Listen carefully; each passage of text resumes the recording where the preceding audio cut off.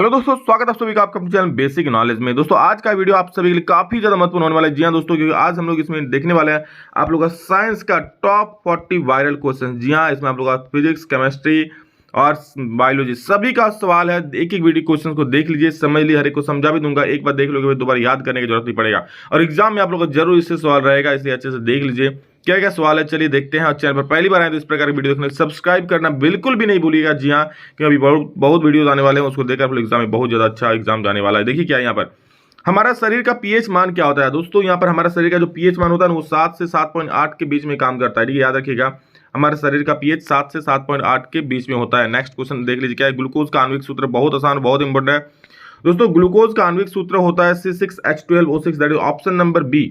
ठीक है, ये दोस्तों ग्लूकोज का आणविक सूत्र होता है, याद रखना, ठीक, बहुत बार काम आएगा आगे।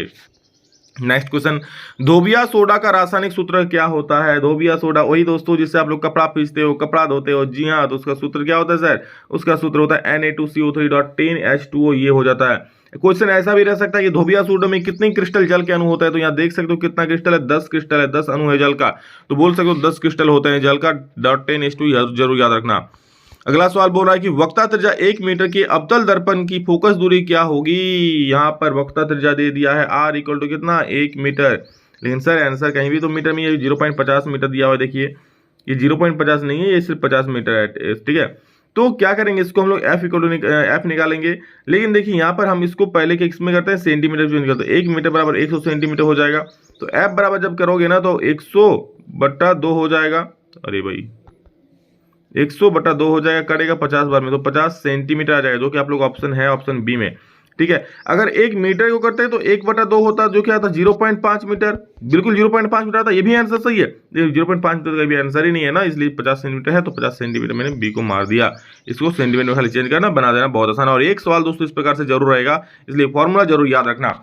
सघन माध्यम से विरल माध्यम में जाती हुई किरण अभिलंब से विचलित हो जाती है। क्यों अभिलंब मतलब जानते हो। देखो ये है आपका, मान लो कोई कांच है, ठीक है, ये मान लो सघन माध्यम में, मान लो यहाँ कोई पानी वानी है, ठीक है, यहाँ कोई पानी वानी है, ये हवा है, ठीक है, यहाँ हवा है। और यहाँ से दोस्तों ये एक नॉर्मल है, क्योंकि यहाँ से मान लो कोई किरण आ रही है, इस प्रकार से यहाँ टकराती है हवा से और पानी के अंदर इंटर कर जाती है और इस प्रकार मुड़ जाती है। तो देखो हवा जो है वो हल्का माध्यम है, आसानी से, जिसमें प्रकाश आसानी से चलेगा वो आप लोग का होता है विरल माध्यम, और जिसमें प्रकाश को चलने में थोड़ी कठिनाई होगा होता है सघन माध्यम। सघन और विरल आप ऐसे नहीं कह सकते, दो चीज का हमेशा कंपेयर होगा। जैसे मान लो अगर ये हवा है, ठीक है, ये क्या है, हवा है, एक मिनट, मान लो ये अगर क्या है, ये हवा है, ठीक, ये हवा है और ये पानी है, तो बोलो कौन सघन कौन विरल, तो हवा हो जाएगा आपका विरल माध्यम, क्योंकि इसमें आसानी से प्रकाश जाएगा। और पानी में हवा के मुकाबले थोड़ा रुक जाएगा, इसलिए क्या हो, ये विरल माध्यम हो जाएगा। वही पानी और कांच का बात करोगे तो पानी तब विरल माध्यम हो जाएगा, कांच सघन माध्यम हो जाएगा। अब देखो कॉन्सेप्ट क्या है, जब कोई किरण ऐसे आती है और अभिलंब से मतलब इस प्रकार टकराती है और दूसरे माध्यम में इंटर करती है, तो जब विरल से सघन में जा रहा है, देखो यहाँ पर बहुत अच्छा स्पीड है, यहाँ पर स्पीड घट जाएगा पानी में, तो ये अभिलंब की ओर मुड़ जाएगी। समझ रहे हो, जब कोई विरल माध्यम से जाती हुई किरण सघन, क्या बोल रहा है, सघन माध्यम से विरल माध्यम, ये देखो ये तो विरल से सघन जा रहा है ना, हम लोग इसका उल्टा करेंगे। ठीक है, हम लोग क्या करेंगे, अब विरल से सघन, मान लो अभी पानी से ऐसे जा रहा है, ठीक है, ऐसे जाएगा तो ये अभिलंब की ओर नहीं जाएगी, बल्कि अभिलंब से इधर मुड़ जाएगी। ठीक है, इधर मुड़ जाएगी, मतलब क्या, अभिलंब से दूर हट रही है। देख रहे हो, ये है आप लोग का हवा है क्या, विरल माध्यम, और ये है पानी सघन माध्यम।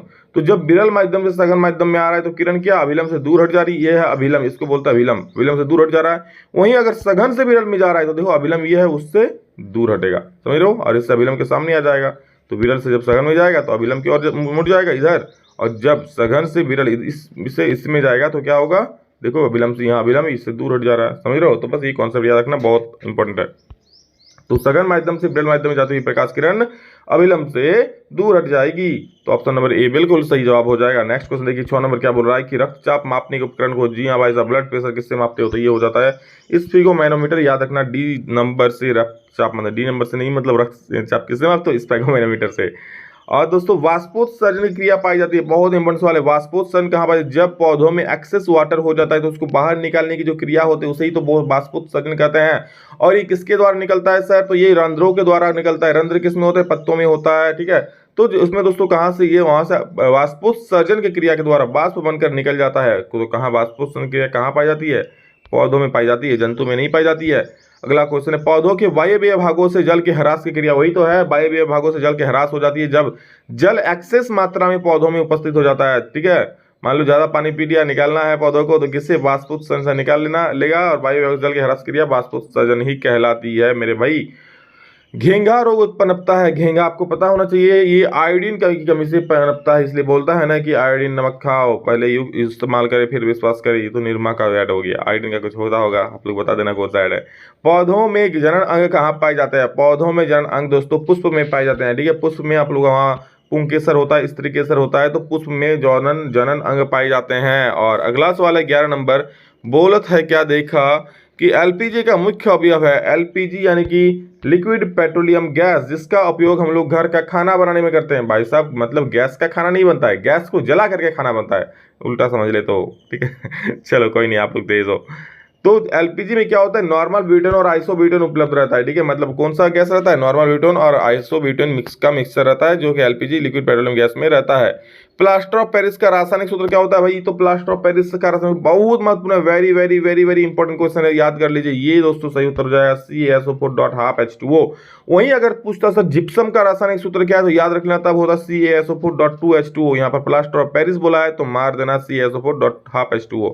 ओके, आगे बढ़ेंगे दोस्तों। दीवारों पर सफेदी करने के लिए किसका उपयोग होता है, तो दोस्तों दीवारों पर सफेदी करने के लिए कैल्शियम हाइड्रोक्साइड यानी CaOH होल ट्वाइस का यूज होता है। कैसे सर, आपको पता होता है जो बिना बुझा हुआ चूना होता है CaO होता है, जब इसको पानी में घोलते, आप लोग चूना का पैकेट लाते हो ना, फिर उसको क्या घर में पोछड़ा करने से पहले पानी में घोलते, बिल्कुल घुलते हैं सर। और ये अत्यंत उष्माक्षेपी प्रक्रिया, उष्माक्षेपी मतलब जिसमें हमको ऊर्जा मिलती है, जिसमें हमको हीट मिलती है। तो ये कैसे होता है, जब इस पानी में डाल दो पूरा रिएक्शन में बड़ा बड़ा बड़ा फूटेगा, आप देखते हो कि आवाज उठता है, और ये बना देगा फाइनली CaOH होल ट्वाइस, और इसी को जाकर आप लोग दीवार में लाद देते हो, दीवार सफेद हो जाता है। चलो अगला देखो क्या है, निम्न में से किसका उपयोग खाना बनाने वाले ईंधन के रूप में किया जाता है, तो खाना बनाने ईंधन वाला क्या एलपीजी के रूप में किया जाता है, खाना बनाने वाले ईंधन, खाना बनाने में यूज नहीं, ठीक है, खाना बनाओगे तो खाना सब्जी वब्जी बनाओगे, ईंधन के रूप में यूज किया जाता है, उसको जलाओगे गैस को तभी तो खाना बनाएगा। निम्न में से किस देश को पवनों का देश कहा जाता है, तो डेनमार्क को भैया पवनों का देश कहा जाता है, याद रख लेना, बहुत फेमस सवाल है। और आप लोगों का अगला सवाल, बेंजीन का अणुसूत्र होता है C6H6, ऑप्शन नंबर बी। जी हाँ दोस्तों, बेंजीन का जो अणुसूत्र होता है C6H6 होता है, C6H6 होता है। अगला सवाल पूछा दोस्तों, दर्पण सूत्र क्या होता है। ठीक है, दर्पण सूत्र क्या होता है, तो याद रखना, बहुत फेमस सवाल है, दर्पण सूत्र क्या होता है, देखो एक मिनट, हाँ 1/F इक्वल टू होता है, याद रखना 1/F इक्वल टू होता है 1/V और प्लस का 1/U, ये हम लोग का दर्पण सूत्र हो जाता है, याद रख लेना। ठीक है, क्या है, दर्पण सूत्र है। नेक्स्ट क्वेश्चन पूछा है, जो व्यक्ति दूर की वस्तु को साफ नहीं देख सकता उसे लेंस का व्यवहार करना चाहिए। अब देखो यहाँ पर समझो, दूर की वस्तु को साफ साफ नहीं देख सकता मतलब सामने की वस्तु को देख सकता है, तो ऐसा दृष्टिदोष जिसमें सामने की वस्तु को देख सकता है, दूर का वस्तु को नहीं देख सकता, उसे क्या बोलते हैं, निकट वस्तु देख सकता है, दूर का वस्तु नहीं देख सकता, निकट दृष्टिदोष। और निकट दृष्टिदोष को किससे ठीक करोगे, तो भैया उसको करोगे अवतल लेंस से। समझ गए हो, आगे बढ़ो। मनुष्य में ब्रिक का तंत्र भाग, ब्रिक एक तंत्र का भाग है जो संबंधित है किडनी, किससे संबंधित है, ब्रिक मतलब किडनी होता है, किससे संबंधित है, ये उत्सर्जन तंत्र से संबंधित है। ठीक है, पेशाब का निकलना है सब। स्वपोषी पोषण के लिए आवश्यक है क्या, कार्बन डाइऑक्साइड और जल, बिल्कुल कार्बन डाइऑक्साइड वातावरण से लेता है, जल जड़ के द्वारा जमीन से लेता है। क्लोरोफिल का भी प्रयोग होता है जो आप लोगों का पौधे में उपस्थित होता है, पत्तियों में। सूर्य का प्रकाश भी चाहिए, इसके बिना भी खाना नहीं बनेगा, इसलिए स्वपोषी पोषण का ये क्या चाहिए, उपरोक्त सभी चाहिए, घ नंबर सही हो जाएगा।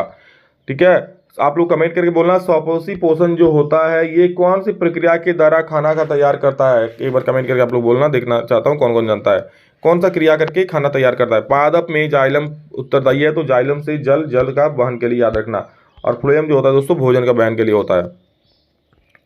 नेक्स्ट क्वेश्चन, निम्न में से कौन सा मादा जनतंत्र का भाग नहीं है, दोस्तों मादा जनतंत्र का भाग क्या नहीं है, शुक्रवाहिका नहीं है, ये पुरुष जनतंत्र का भाग है, शुक्रवाहिका, तो याद रखना ये मादा जनतंत्र का भाग नहीं है।